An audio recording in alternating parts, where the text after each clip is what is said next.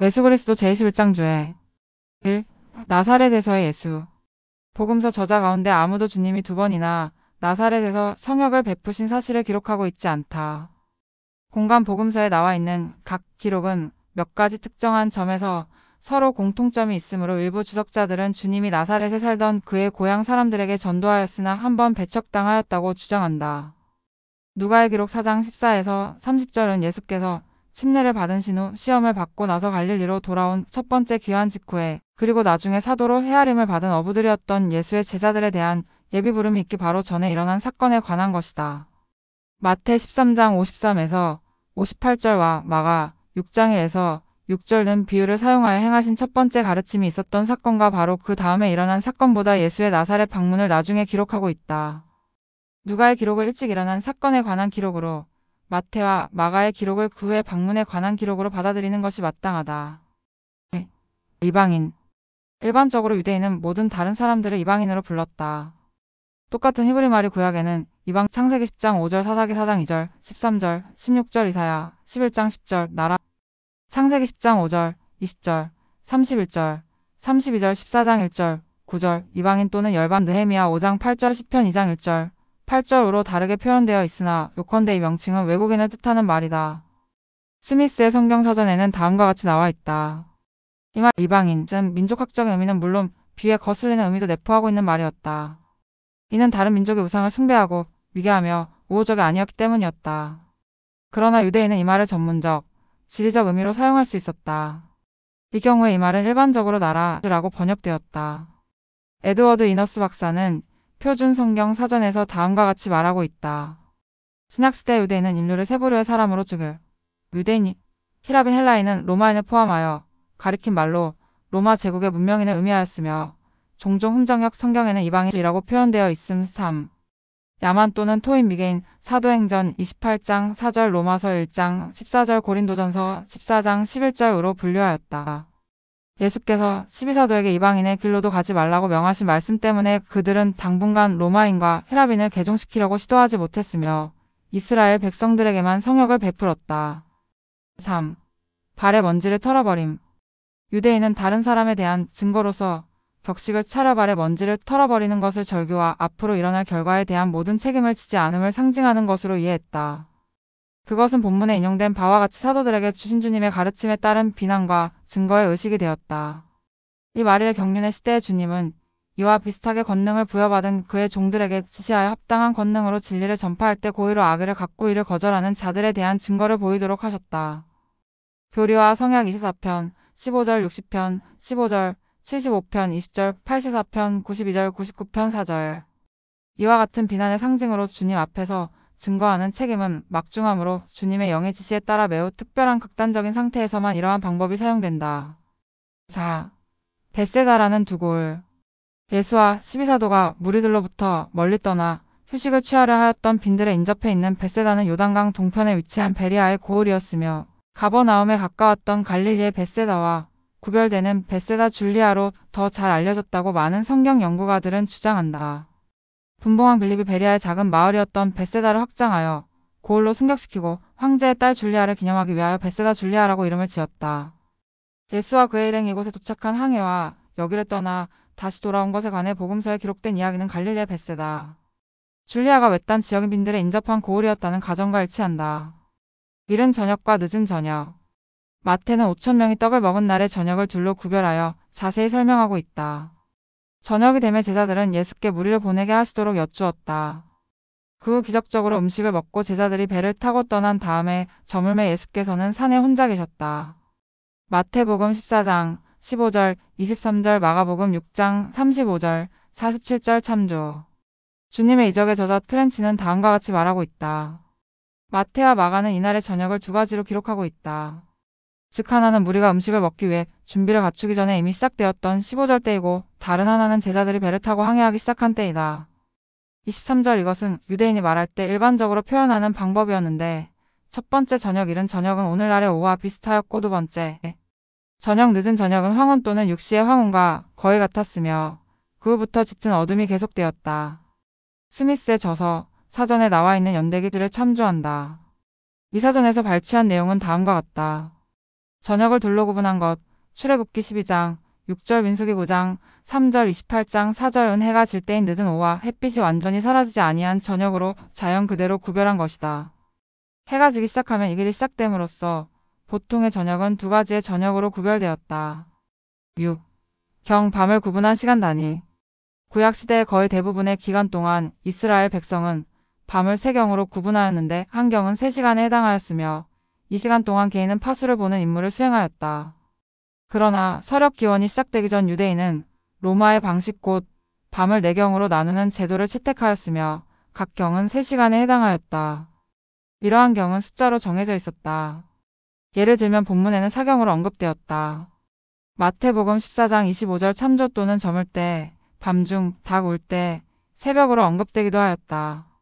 마가복음 13장 35절 4경은 해질 때부터 동틀 때까지의 시간 즉 오후 6시부터 오전 6시까지의 시간을 3시간 단위로 구분한 것의 맨 마지막이었으므로 새벽 3시부터 오전 6시까지의 시간이었다.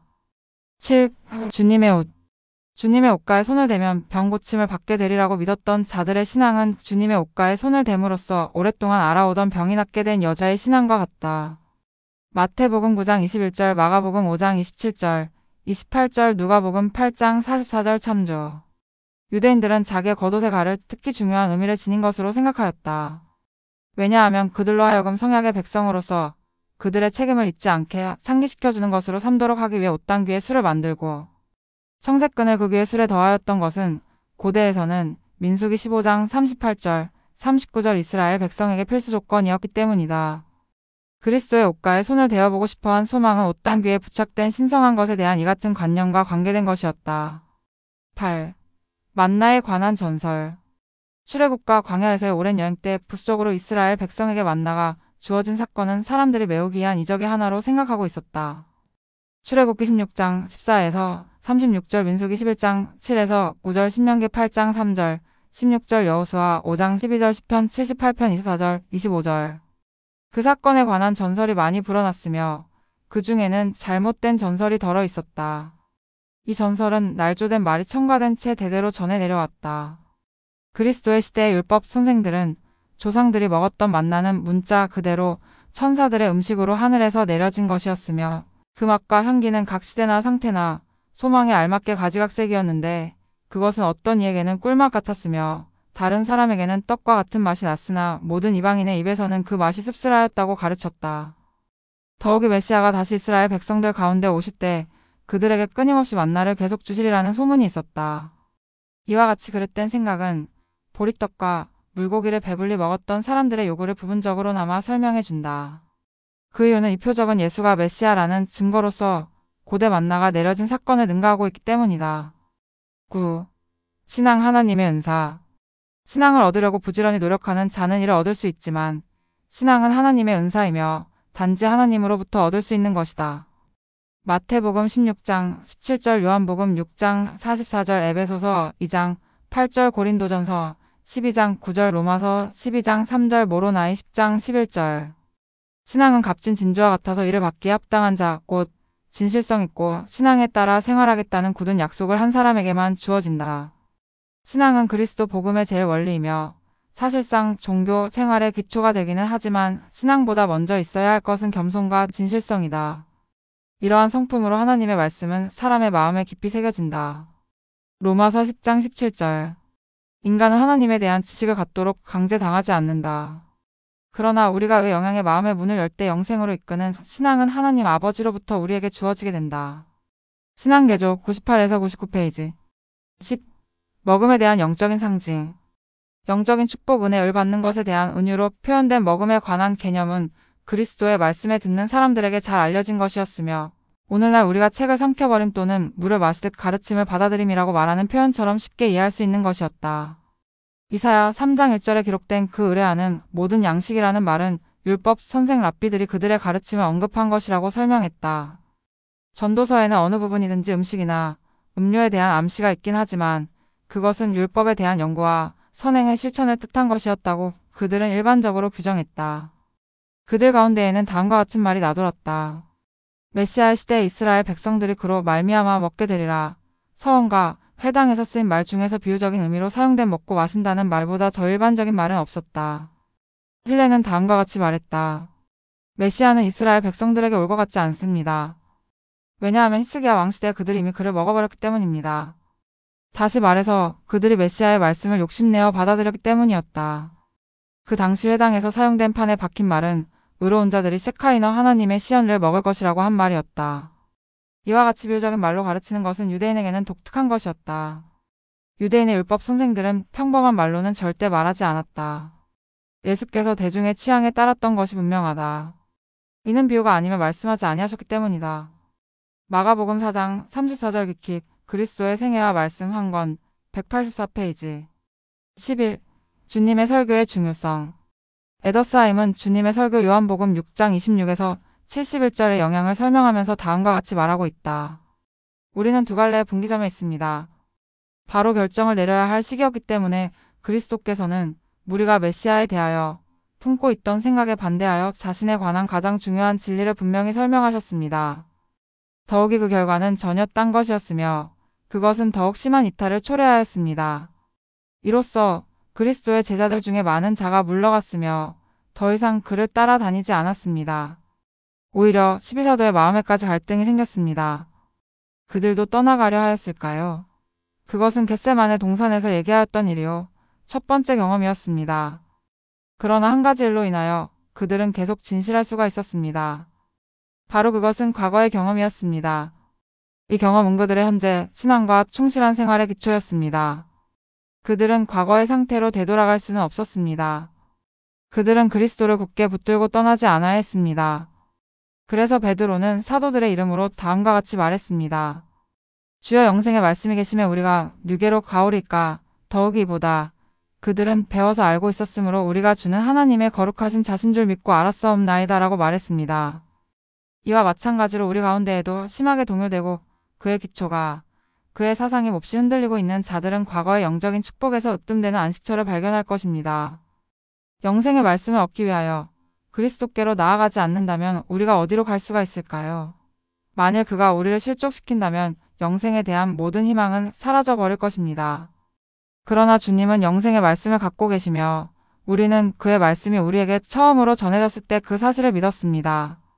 우리는 그가 하나님의 거룩하신 자임을 알고 있습니다. 이것은 신앙에는 학식을 더 필요로 한다는 것을 의미하고 있습니다. 그가 우리의 면전에서 변형될 때 남은 부분을 보여줄 것입니다. 그러나 그리스도는 12사도 가운데 한 명이 악마 곧 가장 높은 곳에서 가장 낮은 곳으로 타락한 천사와 같은 악마가 되리라는 것을 알았습니다. 유다의 배도는 이미 그의 마음에서 싹트기 시작했습니다. 대중의 기대와 실망이 크면 클수록 그 반발과 증오가 더욱 심하였던 것입니다. 결정의 때는 지나갔습니다.